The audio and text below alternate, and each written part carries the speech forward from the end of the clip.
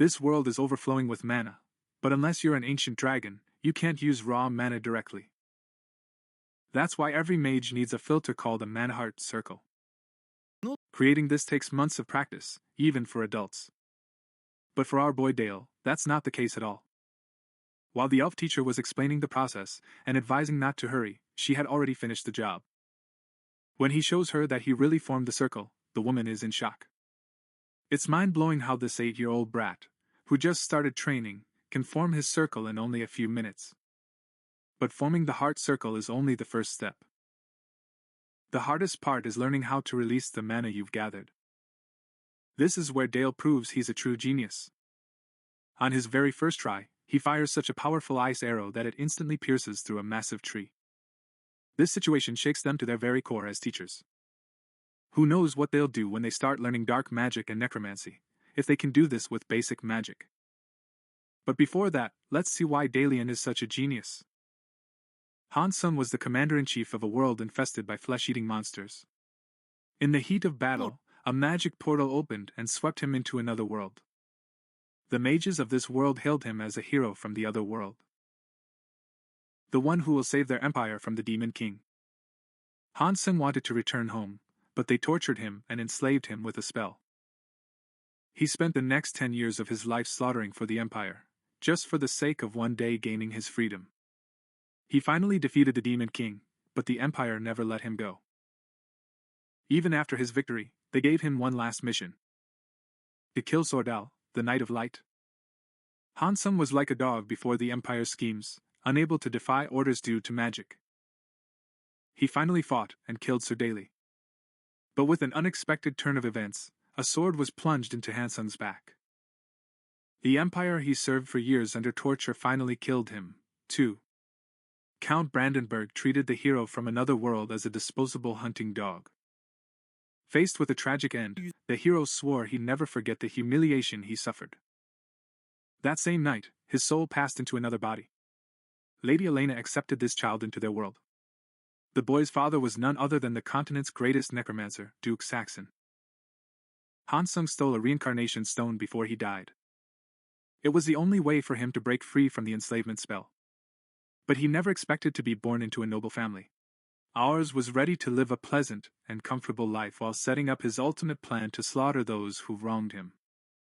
Duke Saxon noticed the boy's strange behavior. Not a single tear was shed after the baby was born.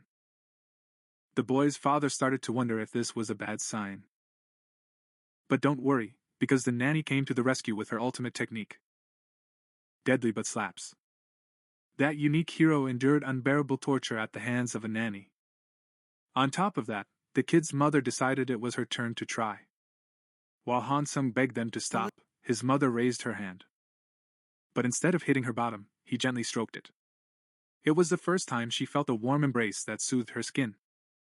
Hansung had always felt alone in this world until now. But this soothing touch moved her to tears, and she began to cry as she never had before. This must be what they mean by making a grown man cry. In the master bedroom, Daliai's parents expressed their satisfaction with his progress. The 8-year-old child had made them proud and had been working non-stop since age 4. The boy's father understands Dalian's interest in the elder. His wife, pulling at his face, reminds him of the promise they made to Alan. A promise never to teach necromancy to the little boy. As the woman anxiously reminds him, Alan reassures her that he's already preparing a special gift for the boy's upcoming birthday. A knock at the door distracts them. The maid suddenly bursts in and shares shocking news about Dale's situation. Hearing this, the parents run to the study with all their might. Our boy is standing there trembling, covered in a mystic blue aura surrounding him. The child is calling out to their parents. Daliai's mother scolds him and checks on his condition. Meanwhile, the boy's father evaluates the situation analytically and literally feels the flow of meaning in the air. Their children are only 8 years old. And yet, even now, he can release a massive amount of mana. The same father starts radiating a damn terrifying feeling that suddenly collapses on Dale, while questioning whether his son just radiated mana. Now our boy knows if he doesn't make his father happy, he'll be getting spanked all the way to outer space. Even Dale didn't expect to release such an absurd amount of mana. And he knew that if he didn't answer quickly, his father would beat him badly.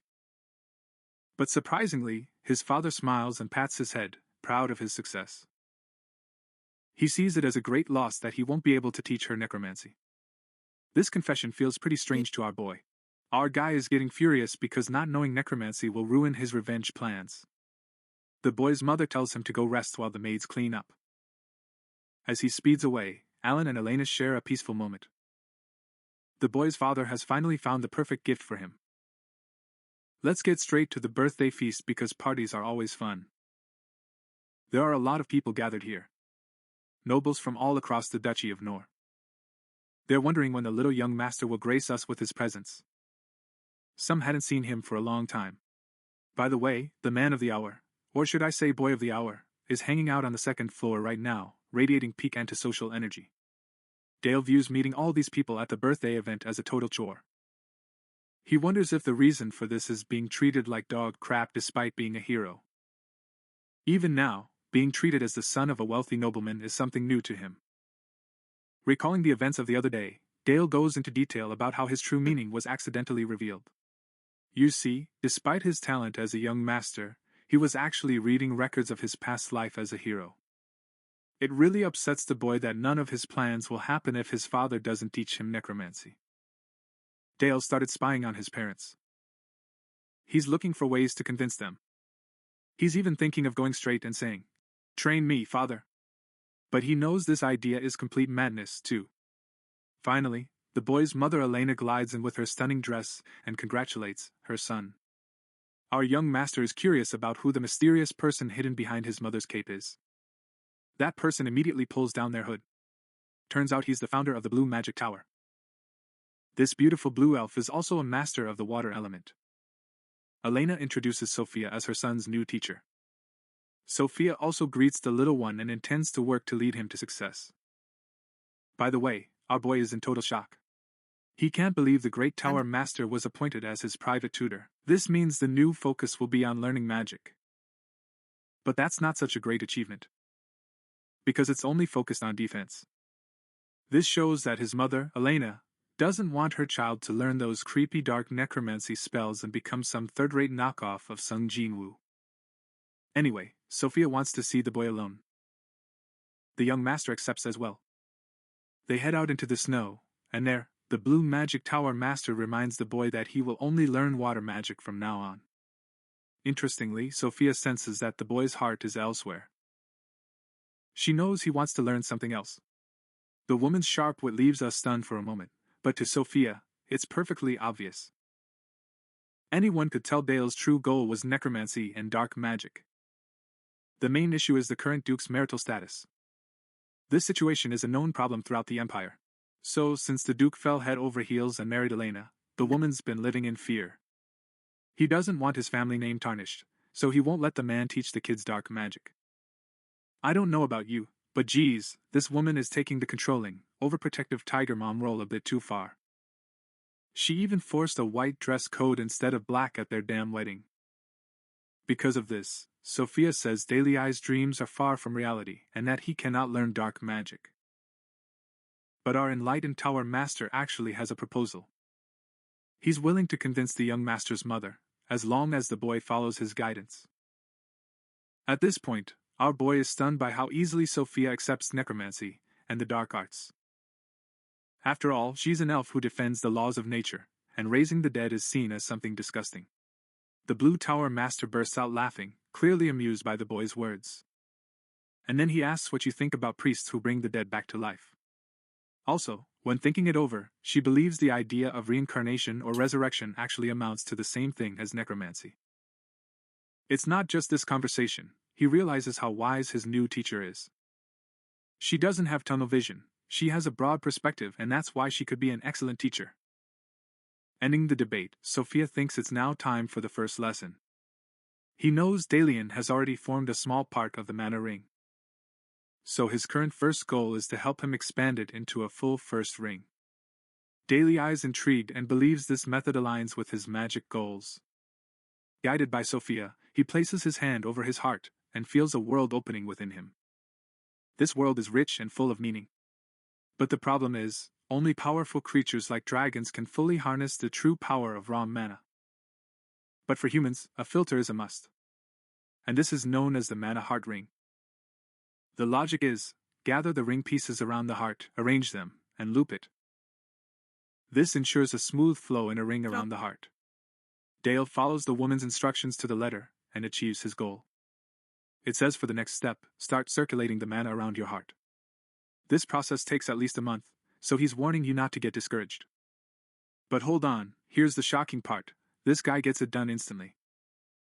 This 8-year-old kid's success blows the Kung Fu master's mind. The child, who just started training, has already finished the first ring in a few minutes. This event alone proves clearly that our boy is a born genius. Astonished, Sophia asks him to release some meaning from the first ring. Following the instructions, he focuses control on the ring. He already knows how difficult this process is for absolute beginners. Even in her first life, she couldn't keep up with the likes of Duke Saxon. The best he could do was use destruction spells with the seals carved into his body. But this life is different. He inherited his father's talent completely, opening the door for him to learn other forms of magic. Dale narrows his focus to his fingertips and directs it to the ring's endpoint. Past life experience helps him create a piece of ice. Sophia watches intently, noting Dale correctly crystallize the mana into an ice arrow. The shot hits a tree directly and blows it to pieces. Sophia was shocked once again. He thought the kid would be weak because of his build, but this brat just smashed right through that wood. His new student's talent is definitely out of this world. The tower master freezes, speechless at the sight of such flawless ice magic. The boy is confused, wondering if he made a mistake. Turns out the spell he used was far beyond a normal child's capacity. Rotational motion combined with acceleration and then compression. These 3 stages form the golden ratio of a spell. Sophia witnesses the young master casting an immense spell at an effective level. Shaken to her core, the woman realizes how precious the child's talent truly is. And in the very next scene, she just hands her resignation letter to the Duke. Our guy is in shock. Sophia interrupted, unable to believe a master of his caliber would give up, and described in horror how that brat used a lethal spell in his very first lesson. The Duke stood frozen in shock. Not a single word came from her mouth. Sophia continued, this 8-year-old had even applied the golden ratio. Long story short, to her, Dale was a perfect specimen, built to be the ultimate killing machine. The boy's father noticed that Sophia's defense-oriented teaching style didn't match Dale's violent nature at all. But Sophia refused. She even felt that guiding the child's development was a necessity. Even Duke Tobby saw the woman's refusal to back down as stupidity. Sophia turned serious and pointed out the truth about the black magic in Alan's family. Lady Elena already knew about the wedding vows. But with her voice turning serious, Sophia told them straight to their faces how they were limiting Dale's growth despite his unique talent. What are you talking about? He said. The young master was eavesdropping on this conversation but couldn't hear anything substantial. He was eating himself up over what was about to happen to him. Dale actually hadn't planned to cast such a powerful spell. He remembered Sophia's pale face at that moment. The main problem was his inability to control his magic's power. It was something he needed to work on for his own good. The boy's deep thoughts were interrupted by Uncle Helmut's sudden arrival. Uncle was over the moon when he met the little master. And Dale was eager to learn about his adventures. Helmut said he was far away, busy protecting the ducal family, and slaying powerful monsters in the process. Our boy put the pieces together right away. Helmut was fighting inside a dungeon. Let's take a step back and understand the nuances of this world. Monsters pour out of dungeons, and that means a death sentence for any bloodline's territory. When the Demon King was around, monsters would wreak havoc and spread destruction. Modern-day knights are sent on missions to ensure these monsters never overflow again. Their goal is to eliminate those who escaped the dungeon. Duke Saxon's territory was in greater danger than usual. The main reason was Dale's previous life as a hero. Even though he defeated the Demon King grandly, the boss's territory was left as is for the Empire to use. So they were cleaning up the mess left behind by the Demon King. Another visitor joined Dale and Helmut's conversation. It was the Duke himself who arrived. Alan thanked Helmut for the tremendous sacrifice he showed for the prosperity of the lands. But what really surprised Dahlia was his mother's arrival. Lady Elena greeted her son with great joy when she learned he had reached the first circle. They even wanted to reward him with a gift. And that got our boy thinking. Dale got the idea of necromancy, which means raising the dead. But he knew this would ruin the mood. Instead, our kid dropped the bomb and told his family, in all seriousness, "Make me a new baby sister." Both stood frozen in shock, while Helmut burst into laughter at the little boy's courage. That night, as the young master lay comfortably in bed, he grew frustrated, tired of pretending to be a child just to fit in. Fatigue slowly set in, and he drifted into nightmares. Here, the veteran hero Hansung was being stabbed in the back again by the same dishonorable knight. Hansung even mocked the man's ghost for enjoying a new, comfortable life and made creepy threats against him. He said the Empire would eventually slaughter him. They would find it and destroy it again. This eventful nightmare woke our boy up with a mana burst. His heart ached as if it were seconds away from exploding. It was the effect of the mana surge, a violent phenomenon. Dale hardened his resolve, cursing the Empire that relentlessly pursued him. He went outside for some fresh air, but the mana leaking from his body was getting worse. In a state of panic, he found a glimmer of hope. This master was Sophia. He looked with pity at the child experiencing a mana overflow at this age. She immediately placed her hand on the boy's chest and began absorbing the effects of the process. Sophia knew that if Dalian's magic became corrupted, no one could ever reverse the process. Thanks to his intervention, the flood's effects were neutralized. Addressing the little master, Sophia explained that the nature of magic depends on the mirror of one's heart. Basically, every wizard has a different magic capacity just because of their personality. In Dalian's case, her ability specialized in killing others. This terrible talent was dangerous for both himself and others. He was proud to continue being her teacher in a new art, handing her a spellbook. It was a book of necromancy. Sophia saw their being together from now on as a funny twist of fate. It was a birthday gift for the little boy who hugged him tight to show his gratitude. Days passed. We have a scene right outside the North Gate. This is where Sophia brought him to the rabbits. He wanted this exercise to feel like a hunting experience. That experience Honey shared with Dale's father. Following the woman's orders, our boy prepared a heavy spell to send this poor rabbit straight to hell. The concentrated ice shard flew at incredible speed, vaporizing the rabbit's flesh on contact. It was a real execution, but Sophia noticed something interesting. Dale had just taken a life, but he didn't show the slightest hint of hesitation. The woman reminded him of what she told him before. The young master had no idea why the same spell's effect differed so much among mages. Sophia emphasized the concept of magic. Magic acts like a mirror held up to one's soul. It also means that one's true personality is revealed. Sophia continued by mentioning spell names like Firewall.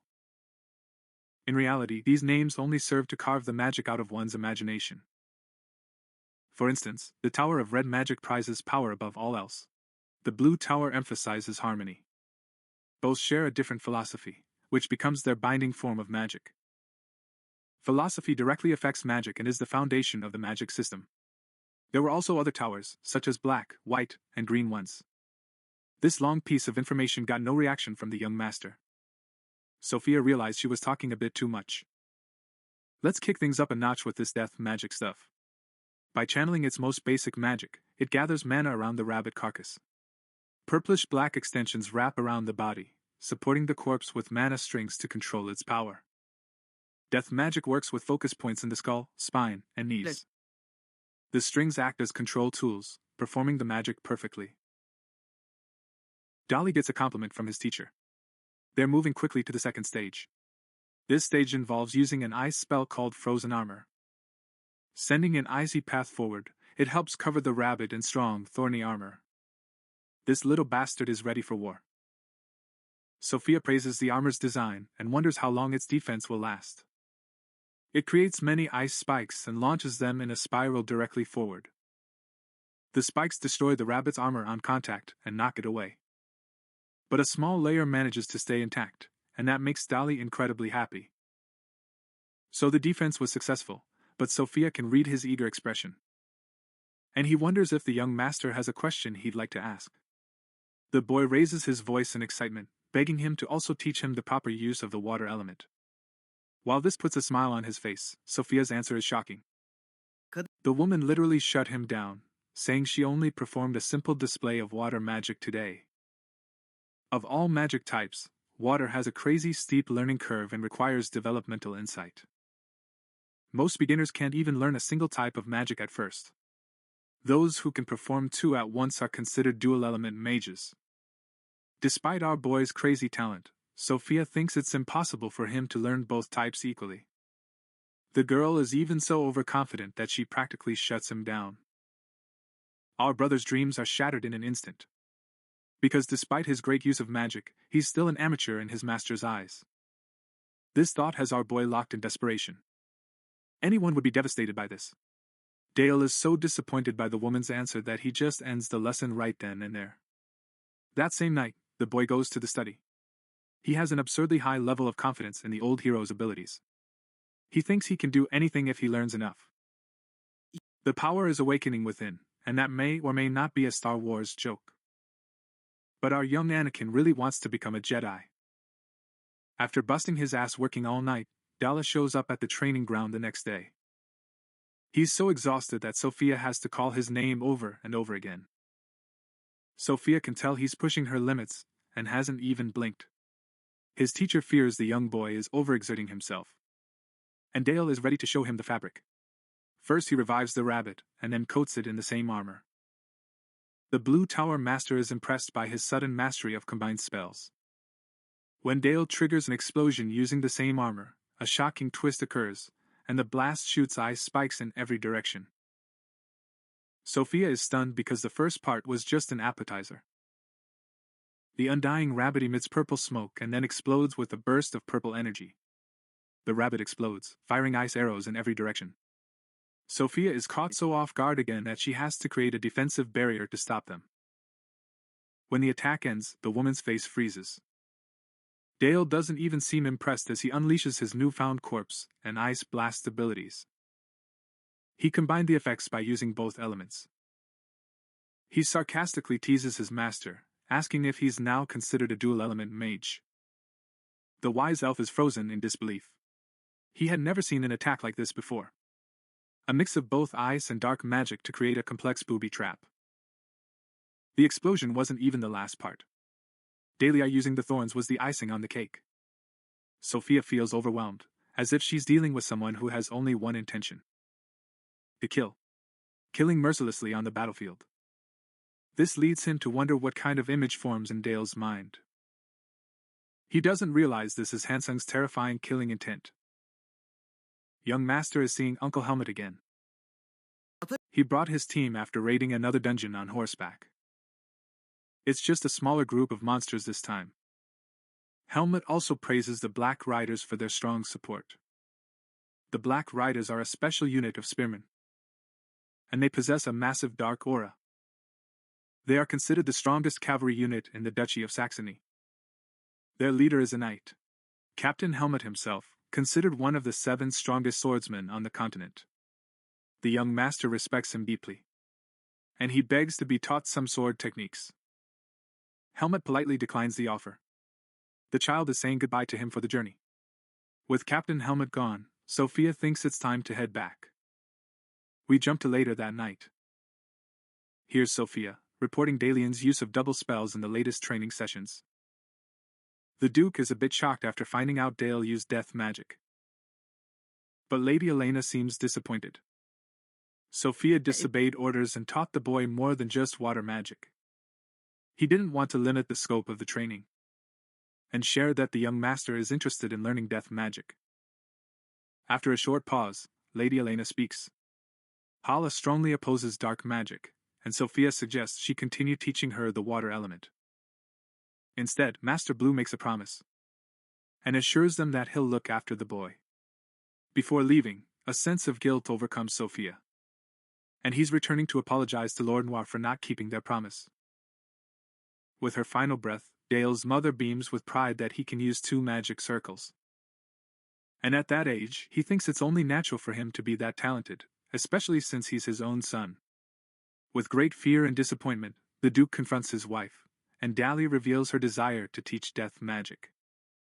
He wants to mold the child into both an heir and a talented mage. It's her right to grant her magic to her son, even if she feels terrible about breaking their promise. Speaking anxiously, Dale's mother reminds him that death magic is still frowned upon by the people. That was the real reason he wanted to discourage his child from the same path. But Lady Elena has now accepted the truth. And he no longer cares what the people think. She's letting her husband teach Dali necromancy. Duke is speechless with shock. Because only in a manhwa can a woman truly take responsibility. Anyway, from now on, Dale's true necromancy training begins. The funny thing is, in their first lessons, Duke is really disappointed by Dale's weak control over necromancy. The kid can't do a damn thing. Because that was the only thing Sophia could teach him back then. They're in the magic workshop right now, a private room hidden beneath the castle. The boy's father brought him here to show him what real necromancy actually looks like. First off, he orders a dozen books for his kid to memorize like a sponge. Dali's primary focus is understanding the structure of each life form so that he can control it efficiently. Time flew by as the poor kid had to soak up every book like a sponge. After the basics, the Duke showed him the ways of practical magic. Excited, Dale was dying for a real lesson. A short while later, he startled at a goblin corpse lying before him. Of course, the boy's father understands his confusion. Duke explains that skilled necromancers make a difference by turning even ordinary soldiers into talented death knights. A goblin is actually an undead soldier, and the Duke wonders how the boy will approach controlling it. Dale, analyzing the dark burden in his hands, meets his first hurdle. Dale's first try is a total fiasco, the connection's lost. But without giving up, he keeps pushing the connection, weaving the string stitch by stitch to control the puppet. He tries another way, but just can't move this damn goblin. Our young master is stuck and backed into a corner again. Unable to find a solution, his father steps in and praises the boy for making the body stiff. But the downside of this method is it restricts movement. Showing what the real solution looks like, Duke releases his dark extensions, wrapping the goblin's body so effectively that he aims straight for the ribcage. Normally these bones protect the creature's organs, but well, a corpse has no need for organs. So that ribcage turns into a set of claws launching from the immortal's arm. This is the art of necromancy. To alter the structure of the dead for your own pleasure and needs. Dale is absolutely mesmerized by this view. He turns to his father and asks him to teach him the secrets of the dark magic tower. Duke smiles, proud of his son's interest, and kneels to his level to explain that the truth of dark magic lies in death. To be the best necromancer, one must first grasp the weight of life. Duke's words take him back to the days of Hansung, standing over a begging opponent. His eyes glowed bright red, with no trace of mercy. His sword was in the air, and before the man's plea ended, Hansung had already slashed his face. Duke shakes the boy back to reality from these cursed memories. An uncanny expression settles on his face. Actually, Dale knows he's on a path filled with massacre and blood. But she acts like everything is fine in front of her father. The young master's training is leveling up every single day. Word that the Duke is teaching his son necromancy. It's spreading through the empire like a wildfire. The fact that he broke his wedding vows has also caught many people's attention. And that's why he becomes the center of attention for the nobles. Whether for better or worse, everyone's watching Dale's progress. A few weeks later, the young boy trains hard against his uncle. With sword strikes flying through the air, Helmet suddenly swings his blade at the boy's face. Shockingly, Velade parries with such force that Helmet's weapon is sent flying from his hand. His uncle is amazed by the boy's talent. Even if the young master knows it's just a trick, they think Helmet dropped his weapon on purpose. But the fact is, Dale actually used those deadly sword techniques that could kill someone in a real fight. Our boy's hands are all swollen, but he still grabbed the victory. It's something. Helmet is stunned by his swordsmanship, and wonders why this kid is so obsessed with becoming a mage. After all, knights always protect mages. That's why Helmet Dalian doesn't understand why he trains so brutally. He's worried the kid will get hurt at this rate. Dale, his hand bandaged, responds firmly. The truth is, he doesn't always want to rely on the defense guards to protect him. But this is just a cover. That's sneaky. The kid's real aim is to learn swordsmanship from that viper of an uncle. Helmut bursts out laughing and says it's a perfect answer. They were chatting so sweetly when Daily Eye's mother suddenly cut in. The young master wonders what the woman is doing in this freezing training ground. Elena's coming to check your progress, and hints that she has some news to share. First, Dale reminds her of the birthday gift he wants. The penny doesn't drop until he remembers his sister's order. Yeah, the Duke hooked up with her that night. And guess what? There's a baby on the way. Dale's over the moon when he hears the news. 10 months pass and there you have it, a sister's been produced. The young master has a hard time believing he finally has a sibling. Lady Elena even offers to let the boy hold the little one. And it shocks him. Dale gently holds his sister, and surprisingly, the baby falls silent in his arms. Let's get a well done in the comments for Babadook's determination. As the young master holds his precious sister in his arms, the boy's father emphasizes that this is the true weight of life. This is what he needs to protect. And finally, it's time for the next lesson. We're skipping ahead to the scene with Master Sophia. The woman is giving him actual combat training. Dale's practically stunned after being told to fight for real. The Blue Tower Master gives permission to attack him. The young master is activating the magic circle to gather all his power for a spell. While his teacher Sophia is excited to see how much he's improved, the first thing he does is hurl an ice towel right at her face. But Sophia backhands that thing and smashes it instantly. He says the first attack is slow. When the boy does the same thing during the second attack, the woman snaps at him, asking if he's joking and why he's pitying her. Dale stands frozen in disbelief as the foyer is revealed. Sophia politely makes her first move, even advising the boy to quickly set up a shield. Terrified, the young master barely dodges the attack. If he hadn't done that, that blow would have finished him off. Sophia is very pleased with the young master's reflexes, fast enough to form an ice armor. That last-second defense worked, but now she wants him to attack with all his might. The young master places his hand on the ground, manipulating the molecular structure of the ice to raise a massive wall. This massive wall leaves Sophia in awe. He can't understand why the boy made such a move. With just one look, he notices how thick the ice is. I mean, this thing is pretty solid. Sophia can't figure out why the boy built an ice wall specifically, given all the other options. The only possibility he could think of was that the young master was trying to buy time to recover. But wait, you're not ready for this next move. This guy's taking a massive ice wall and turning it into a honeycomb structure. The target? Total destruction. And the magic word comes out. Patla.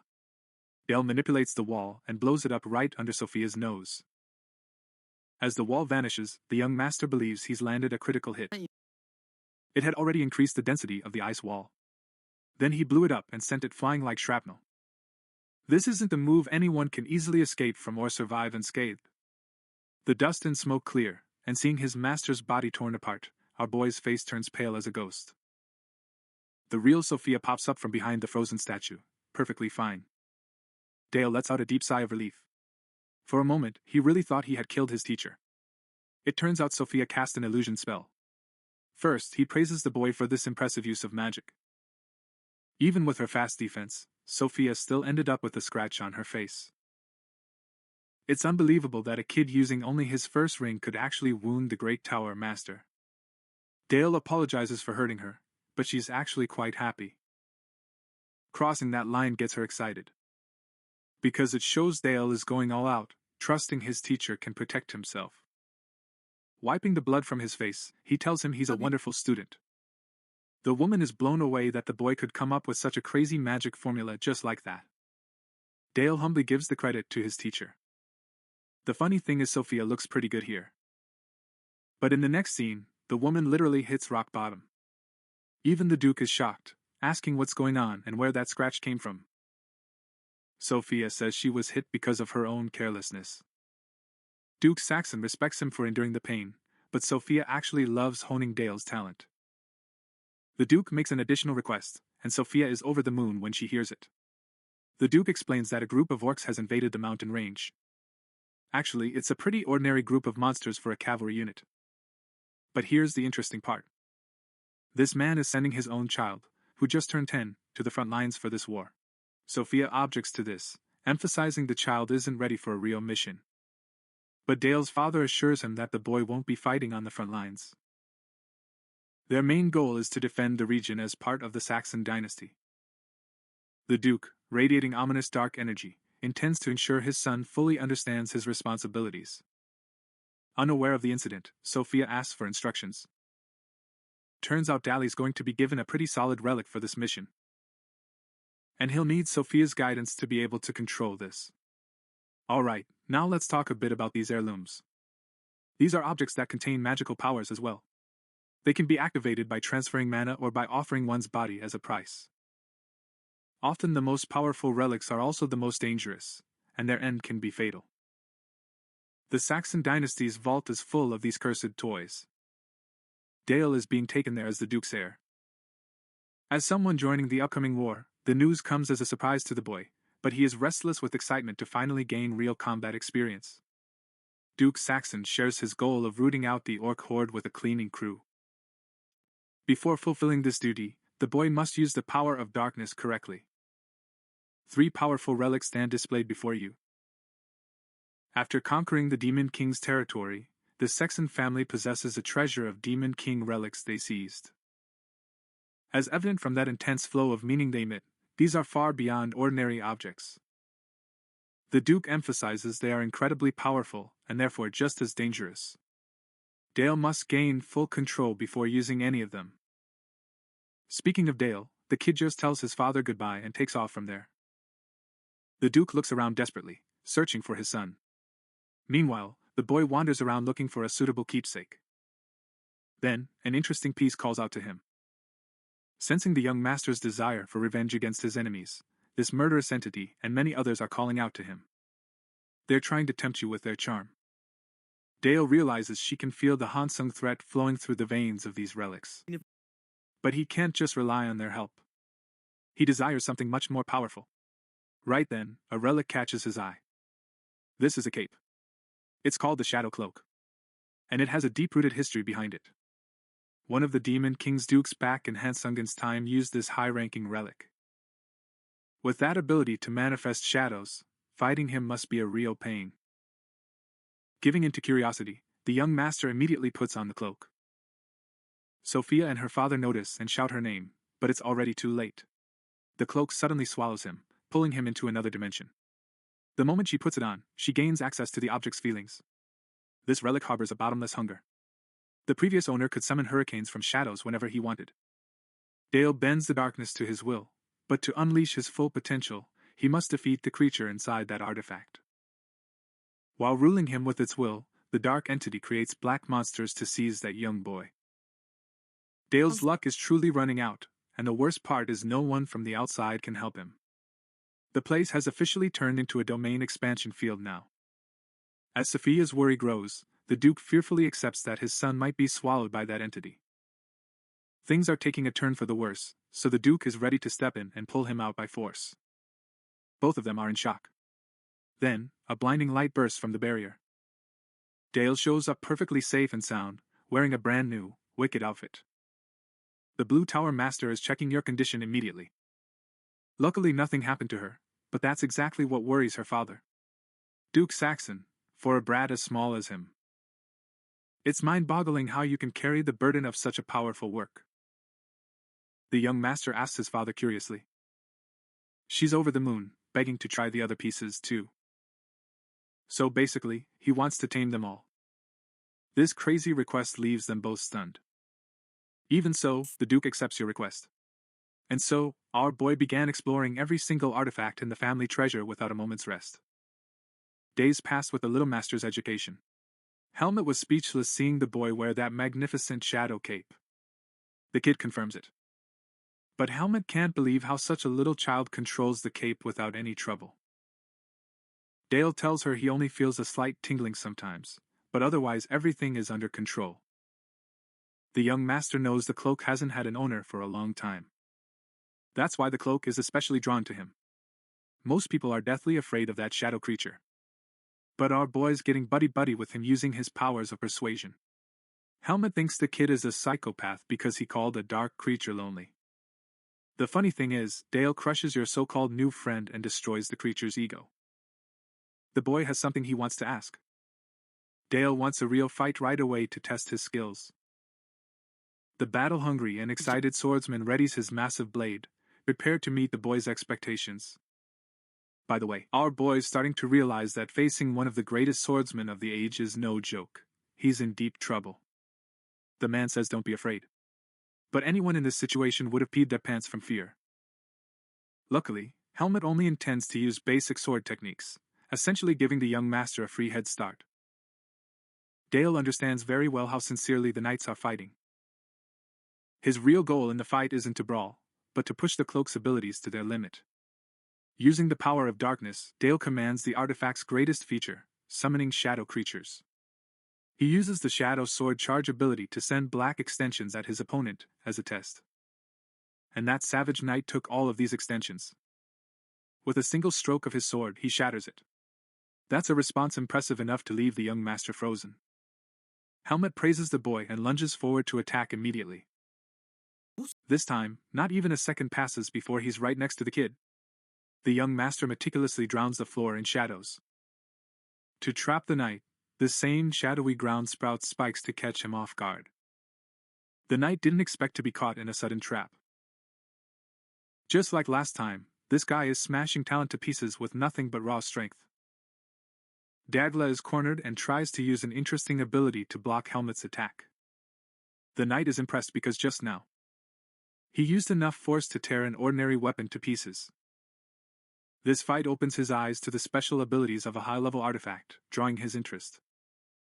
The Helmet's eager to take at least 10 more hits of similar power. The fight between the little master and the hero continues.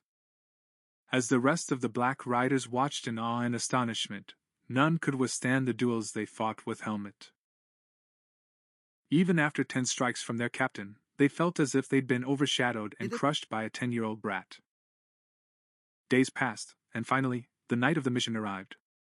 Before they set off, Lady Elena came to her son's side with concern. He strongly opposed her joining the mission. But our boy told his mother not to worry, because Helmet would protect him.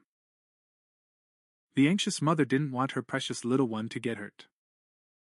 Dale is trying to convince her that he needs to get stronger to one day run the duchy his father leads. Daily I had to start working now to protect his family for those hard times. He wants his dear mother to believe in him, and to let him take on this responsibility.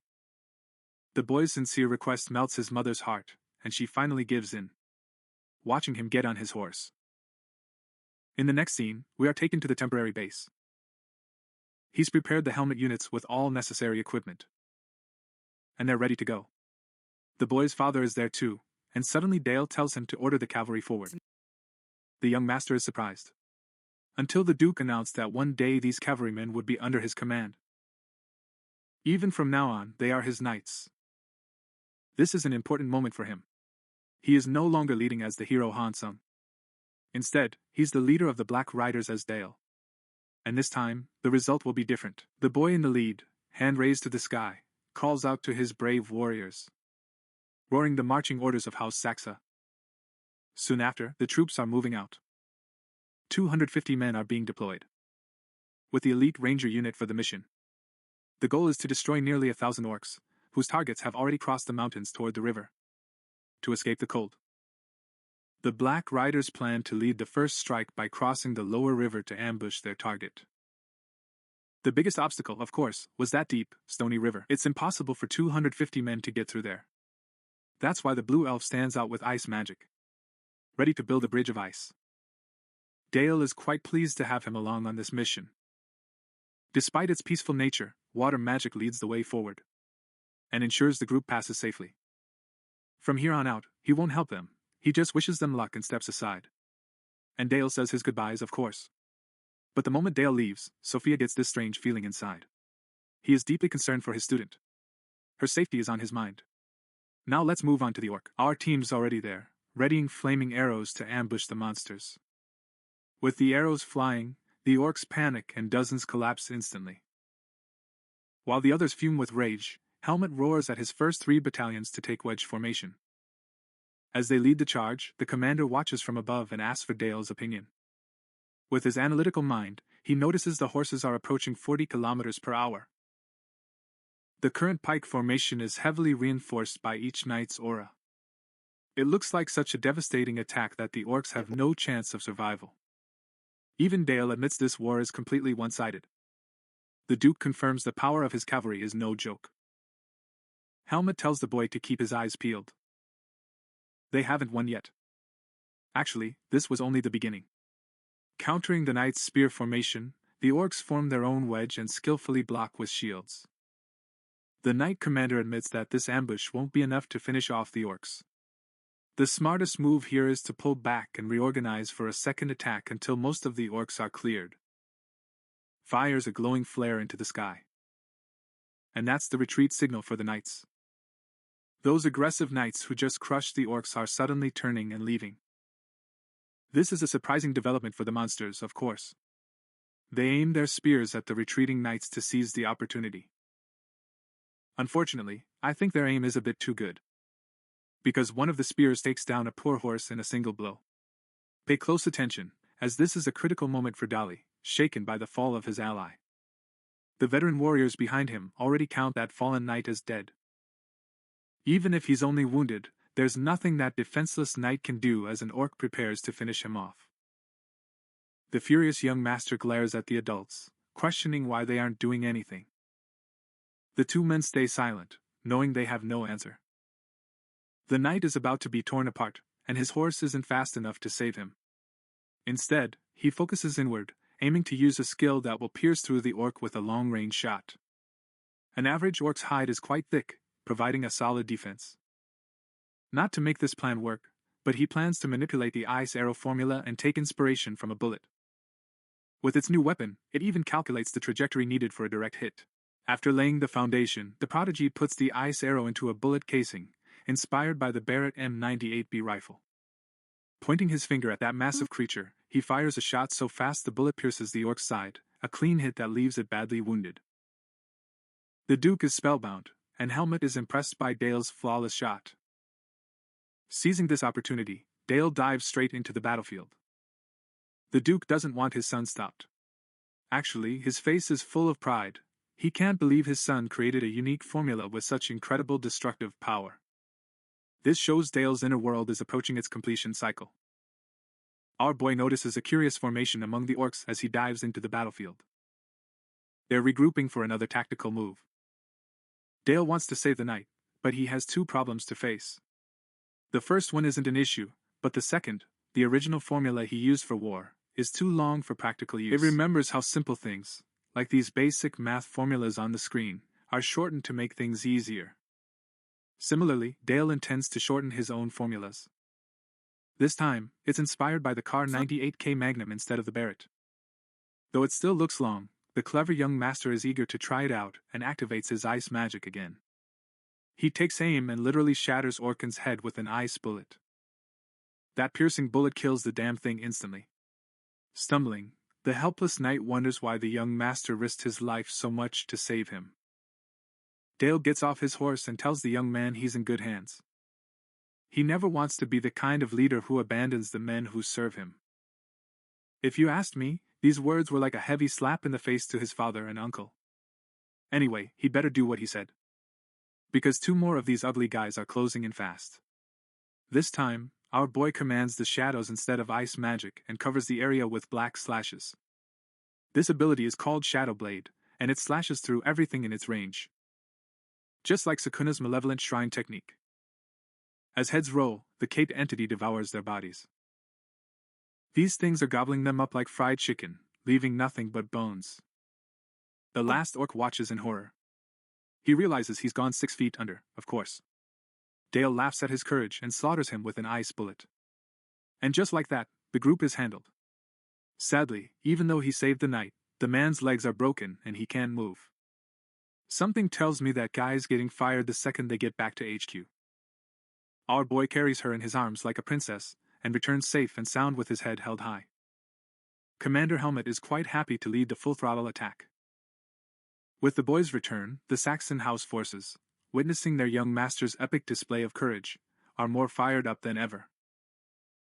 In the next scene, we learn that these guys literally wiped out a huge orc army off-screen. Mission accomplished.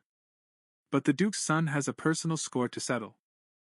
In a serious tone, he questions why his son dove headfirst into the war like a sucker. The Duke's face has never looked more sour as the young master realizes his father was actually mocking him.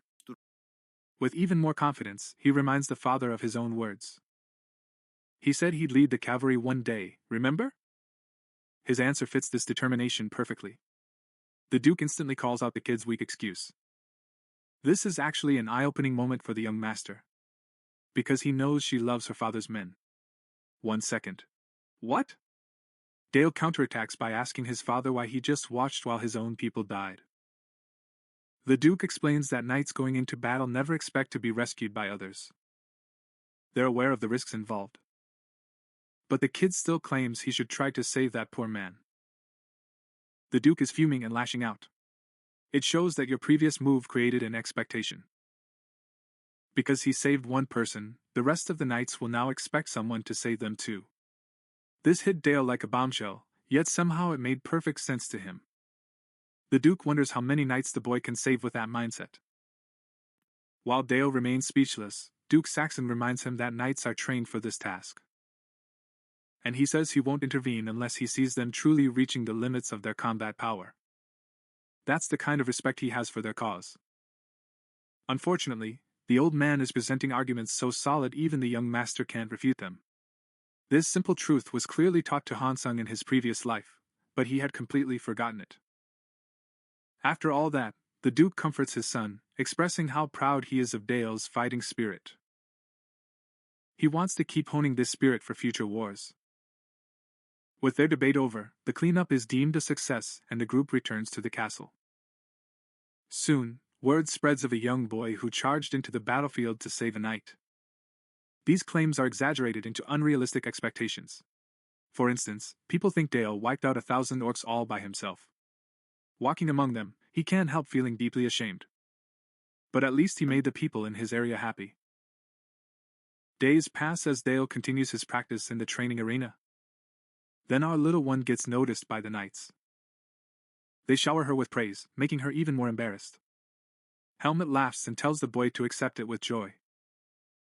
They raise their fists in the air for those glorious days when they will grow even stronger.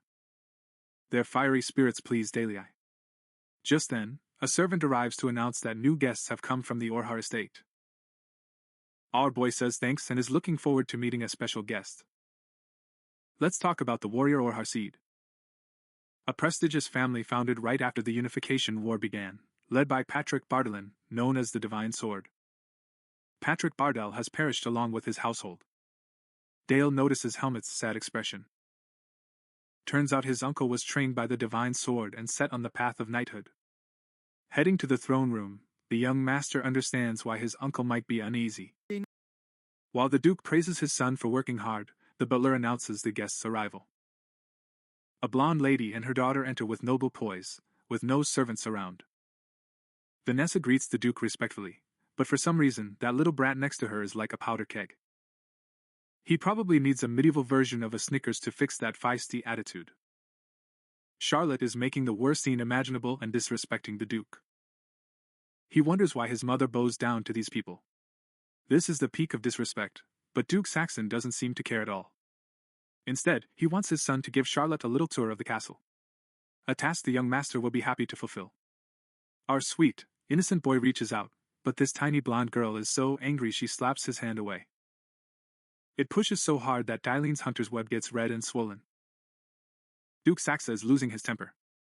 The weight of the truth hits Charlotte as Layla Elena is struck with horror. Instead of backing down, this brat is digging his own grave even deeper by calling them shameless nobles. Vanessa scolds her daughter and demands an immediate apology, but Charlotte leaves the room in a fit of rage. Vanessa is left in an embarrassing position while trying to make up for her daughter's blatant disrespect. Lade asks Elena why the girl is like this. Turns out that guy who scammed Hansung, Count Brandenburg, was recently assigned to their territory. The man is revered as a holy knight of the empire, so it's impossible not to have heard of him. But most people call him the Pig King because of his notoriety. Because this scoundrel wants to plant his seeds in a talented swordswoman just to create the perfect heir. Right now, that bastard's eyes are on Charlotte. The girl might be a child, but the guy is a certified pedophile. And Vanessa specifically mentions that this unholy knight had already laid hands on her before. The little girl was actually traumatized. Even if she wants to protect her daughter, there isn't much Vanessa can do. Their families were wiped out. In other words, he's a fallen noble. Actually, he came here today to make a formal request to Duke Saxon to make her a housemaid. Just so that scumbag Brandenburg can't get to her. Outside on the training grounds, Dale finds Charlotte in an angry state. Dale isn't being rude to her at all. This calms the girl down a bit. They even ask about the state of his hand. Our young master thinks he's just dealing with a child, but then she suddenly draws her sword and points it at him. And orders Dale to fight him. This sudden challenge catches our boy off guard. He realizes this brat doesn't care about anyone. He's just doing his own thing. The young master has little reason to fight, but he's heard tons of rumors about this young lady. You know, that kid who saved a princess knight from the battlefield and cut down 1,000 orcs. There he is. He wants to defeat a strong opponent like that and taste victory. Thus, he will be regarded as the most powerful in the empire. This way, she will prove to the world that her family doesn't need that scumbag Count Brandenburg's help. The moment our boy hears that name, his face tightens with rage. How could he forget such a low blow? He's the guy who stabbed you in the back and ended your life. Clearly, this girl also holds a deep grudge against the same enemy. So they have a chance to be allies. But before this alliance, our boy wants to put this girl in her place once and for all. He grabs a short sword from the barrel and decides to tease Charlotte, saying she's just a kid. This insult fires the girl up so much that Charlotte wants to attack her with all her might. Furious, Charlotte lunges with incredible speed, but her sword is inevitably blocked by our boy. He's trying to stab relentlessly, using every last drop of his strength. Dale looks like he's struggling a bit. At the same time, he's analyzing Charlotte's fighting style. The girl is skilled at deflecting, and her reflexes are lightning fast. It's so impressive, it even radiates an aura. Charlotte uses a rapier larger than her size, but thanks to her aura, she can swing it like a feather. Mages produce mana by circulating it in their hearts, but knights are different. They use aura to increase their physical strength. Right now Charlotte's doing just that and trying to crush him. As a knight, his raw talent is clear as day. Even if Dale manages to escape, he even lands a precise shot that stuns him. As the fight continues, this spoiled brat is sure of his victory. Come on, let's take a look at his life. Her father passed away right after she was born. His mother Vanessa always told him stories of his father's heroism. He wanted to raise her as the proud daughter of the great divine sword. Charlotte started training like a beast at a young age, and even after her family collapsed, she refused to give up. But despite all his persistence and unwavering resolve, he keeps getting caught off guard by the kid. Daily Eye's perfect defense frustrates the girl so much that she overextends and makes a mistake. The young master takes the chance, parries his weapon, and blows it away to end the fight. The mighty daughter of the divine sword tastes her first defeat. While questioning how she lost and weeping over her failure, the boy in front of her gives her a life lesson. Charlotte's mistake is getting hung up on her father's identity. Dale's forcing the girl to face the bitter reality of how weak her current power is. Actually, Count Brandenburg is much stronger than he is now. Feeling defeated and lost, Charlotte waits for an answer, her eyes pleading for her next step. Right here, Dale shouts his name as the protector of the orchard. From now on, his Saxon mother guarantees she will protect him until he is strong enough to defeat Brandenburg. Confused, Charlotte asks him why he's doing so much for her. The young master says it's worth it. His only condition is that she swears fealty to their house. Wiping away her tears, the girl accepts the offer and kneels before the young master, promising to serve him as a knight.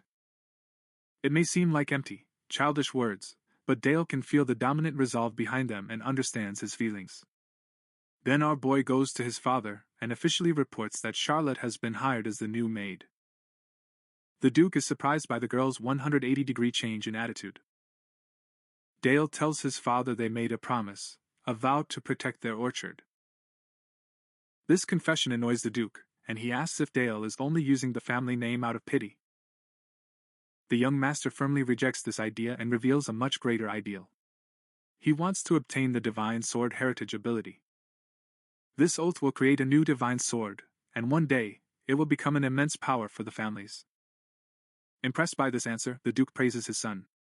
Dale is happy to have a new ally and believes it will even hurt Count Brandenburg's ego. Speaking of that scumbag, he's currently screaming his lungs out in Malberg because he heard about the girl's new connection. The Dark Knight is fuming because his useless men couldn't catch a single girl. It turns out even though he sent assassins, his men were killed before they could even enter the Saxon residence. That means Charlotte was the one who took them out. Count Brandenburg reaches for his sword in a frenzy. Hugging his weapon, he relives that joyful memory of betraying Hansung on the battlefield. This guy's a total psycho, he's literally obsessed with his sword, calls it his fiancée and all that. At this point, he might as well take the sword and shove it up his ass. He has a manic obsession with his weapon being taken over by a talented heir. Count Brandenburg orders his servant to contact the Thieves' Guild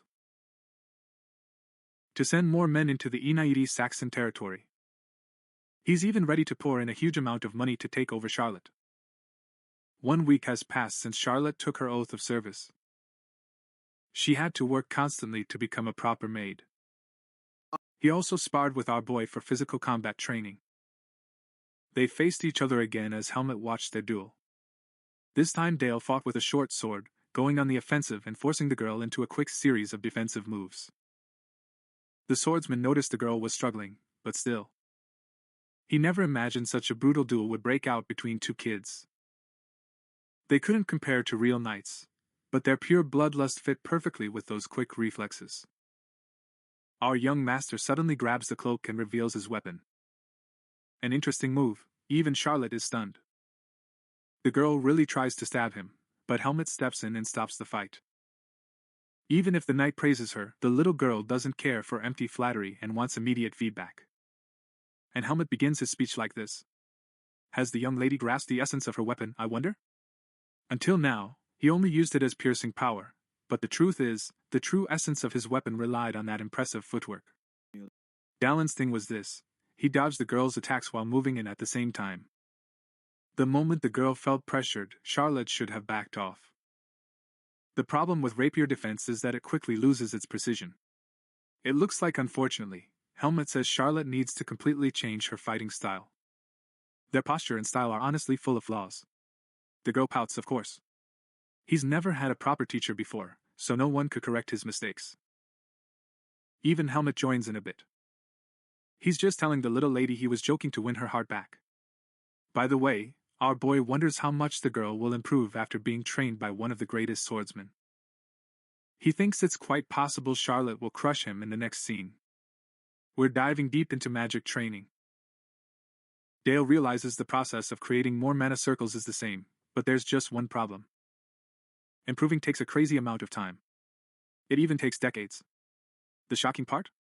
Sophia learns the young genius master has already completed his second circle. This world measures mana circles in RPM, or revolutions per minute. An average mage's output is around 300. But our boy's first ring burst on its own at 2,000 revolutions per minute, and the second one is currently at 400. A new circle always requires at least 300 revolutions. So this means Dale has already met the requirements to enter the third circle. Excited to try a new experiment after reaching the second circle, the young master launches the ice bullet technique. First, it increases its hardness to multiply the bullet's power.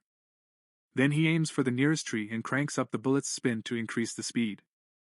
And here it is, the first armor-piercing round being fired.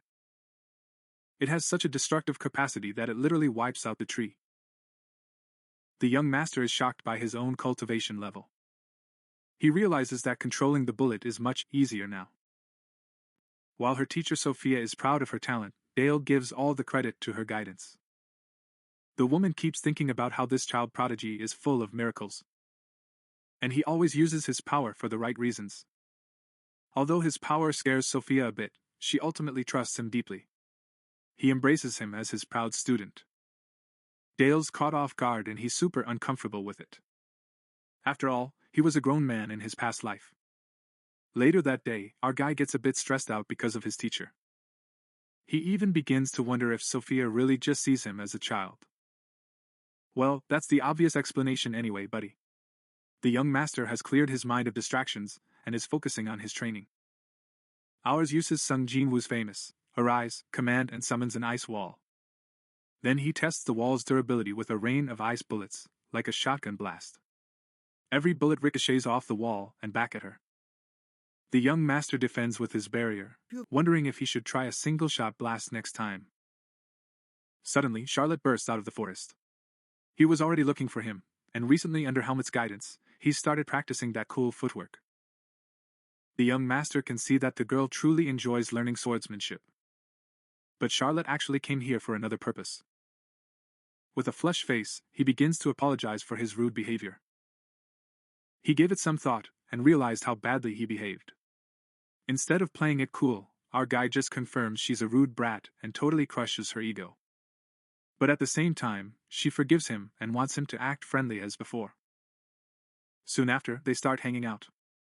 Charlotte is talking excitedly about the cool air. He says he's enjoying the wind during his workout. Our boy is getting happy. He finally found a comrade who felt the same way. Funny thing is, his family has already started playing matchmaker for them. Lady Elena intends to keep a close eye on them while watching this view. She even plans to help Dalian realize his feelings when the time comes. In the next scene, we're in the outskirts of Ducal. Elena shows her son what it means to help the poor. Every week, she dutifully hands out supplies to the poor and helps them find jobs. Starting this year, Dale and Charlotte have also joined him. Suddenly, the blonde girl notices a crying child begging for help. The boy's mother was in danger, desperately begging Charlotte for help.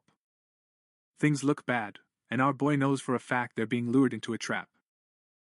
They don't even have a knight with them, and this alleyway is not safe at all. The suspicious part is the kid refused to tell an adult, and just dragged Charlotte away. Dale's taking a quick look around. Some guy from the Thieves Guild is perched up there on the roof. Our guy immediately realizes they've been cornered by Brandenburg's men. The brat, who was shedding fake tears just now, suddenly acts like he needs to call his mom. He vanishes, and a group of suspicious characters pops up to catch the kids. They don't care about the boy, they only want to kidnap Charlotte. But our boy is more than ready for a fight. While this green-haired stinking snotbag threatens to kill her, the young master reminds her of his promise to protect the Orhard family's only daughter. Especially against these pests. Their leaders praise his childish gallantry and leave their men to teach that arrogant brat a lesson. They think Dallin needs a painful lesson to learn what the real world is like. Charlotte senses danger, especially when you don't even have a sword on you. The young master reassures him that the situation is under control. It's actually the perfect chance to try out the latest technique of this top-tier work. Two guys jump them from the front, two from the back. Before they can even launch the first attack, black vines begin to wrap around their bodies. They're trying to slice through the shadows, but Dale is watching intently. The only one who figured it out is the gang leader. He's roaring at his stupid men to run. Dale, surprised by the guy's alertness, wondered, "Damn, does he have a high rank or something?" Is wondering. They flee quickly, but that soldier trying to stop them is being brutally slaughtered. This is Dale's newest technique after reaching the second circle. It creates parasitic shadows around its victims. They can move on their own and invade bodies. For example, the captured man is literally swallowed whole. His soul is being drained, turning him into a dark creature. This guy is easily 10 times scarier than Wolverine, plus he's as big as the Hulk. If I were in their shoes, I'd just resign. The living dead monster is starving for breakfast. While his friends are in terror, the leader sends them to their deaths just to kill the monster. Even if he's the young master of the Duke of Saxony, one sword strike should be enough, right? He lunges to corner the kid, strutting around like a gay pigeon to intimidate him.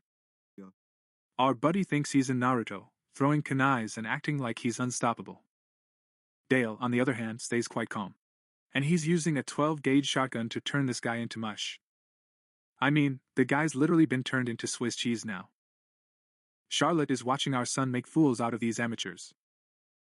and his pet undead monster is wreaking havoc. By the way, that attack just now was a bit much, of course. The guy didn't actually turn into cheese. Thanks to his thick skin, he's safe. The guy's still lunging forward, thinking he has a chance. The result? He gets the Kit Kat treatment instantly, just like Gojo Satoru. Dale walks toward his new pet, which is devouring a human body. Then he turns back to Charlotte to check if she's okay. Looks like one bandit survived the chaos, while his friends were turned into mincemeat. Our son, while barely even paying attention to Charlotte, casually blew this guy's leg off with an ice bullet. Our brother won't even need a wheelchair for the rest of his life. Terrified, the bandit offers to spill the group's intentions. But Dale is a cold-blooded killer. He shoots the man in the head and just moves on like he doesn't care. Ours handles things the American way. At this point, the young master explains that these men are enemies of their house. These are the ones responsible for spreading terror. Still, he promises to protect Charlotte and asks if she's afraid. Even if she admits she's scared, she's happy our boy is fighting tooth and nail to protect her. Ever since they took that oath, he believed he had to protect her house just as Dalian had protected her. Charlotte is itching to get even stronger. For the young master. The girl's words leave the boy speechless. Actually, the real reason our son took the girl and goes back to that dark future 24 years ago. Hansung stood before his father as he took his last breath, but now he wants to fix the past by keeping his daughter close. Charlotte takes his hand, and she and Dale connect even more deeply than he hoped. As for our Count Brandenburg, my brother goes ballistic when he gets news of failure. He received a letter from the Duke of Saxony himself, stating that he wished to have a private conversation with him. The Duke's words imply that he's onto the scum schemes.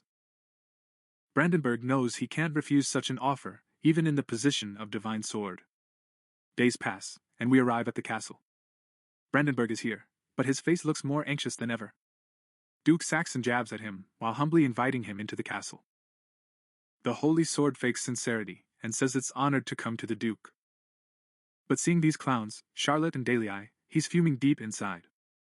The Holy Knight starts by mentioning the last escape attempt. He laughs it off as if it's a joke that things have come to this point. He even claims his name was unfairly mentioned in the incident. The most powerful necromancer of his time strikes back with a shimmering curtain of shadow. The pressure crushes the Holy Knight and his men. This guy's only blocking the attacks because of that powerful sword. But their men literally vaporize into dust, tasting the most brutal death. Count Brandenburg is stunned by the peak of the Duke's power. When he realizes he's been pushing it too far and is about to get in trouble, his face drops in terror. Duke Saxon just used advanced dark magic to vaporize the Master Knights. The Holy Sword drops the formalities and begs for mercy, but the Duke orders it to kneel. Brandenburg is trying to be reasonable.